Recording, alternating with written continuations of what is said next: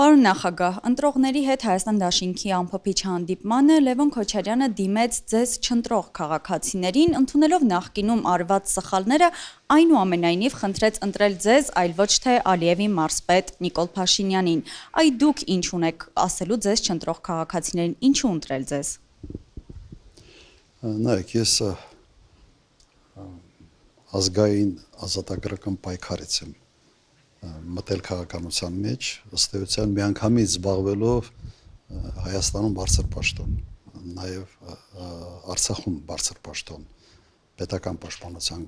կոմիտե, հետո նախագահ, այստեղ վարչապետ, հետո նախագահ։ Սա, այսպես ասենք, նաև որոշակի աշխատանքի ոճ էր,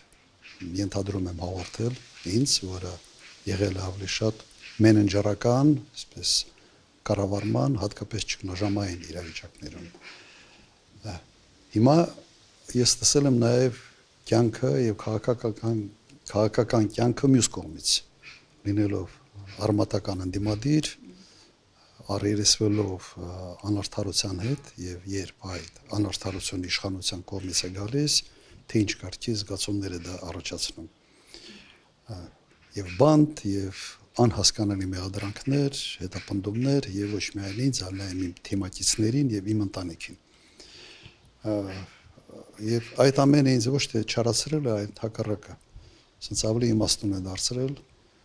եւ այդ տեսանկյունից ես հիմա հետ կգամ լրիվ այլ փորձով։ Փորձը հետեւյալի մեջ է եւ այն տեսանկյունից եմ տեսել սա իշխանական եւ ընդդիմադիր տեսանկյունից առնչվել եմ իշխանությանը բնորոշ բոլոր բացասական կողմերին։ Այդ բացասական կողմերը ասենց ֆուլ պակետով կիրառվել է իմ նկատմամբ։ Եվ կարծում եմ, ենթադրում եմ այսի փորձ ոչ ոք չունի, նաև Հայաստանում։ Եվ այս փորձով լրիվ այլ պատկեր եք ունենալու։ Արդյունավետությունը գումարած, այսպես ասենք, նոր պատկերացումները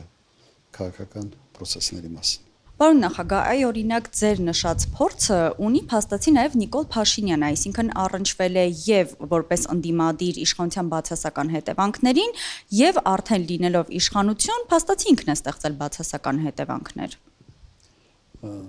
Նիկոլ Փաշինյանը ազգային ազատագրական պայքարում չի եղել, ենթադրում եմ, որ հայրենասիրության մասին, իսկական հայրենասիրության մասին պատկերացում չունի ընդհանրապես եւ համեմատությունը քիչ չեմ ընդունում եւ երկրորդը չար մարդ էր տեսակով ինքը չարացած ասենց ընդդիմադիր չարացած կերպար եկել է իշխանության եւ փորձում է այդ չարությունը ասենց թույնի պես տարածել սաղի վրա տարբերությունը երևի սրա մեջ է նաեւ տեսակի մեջ է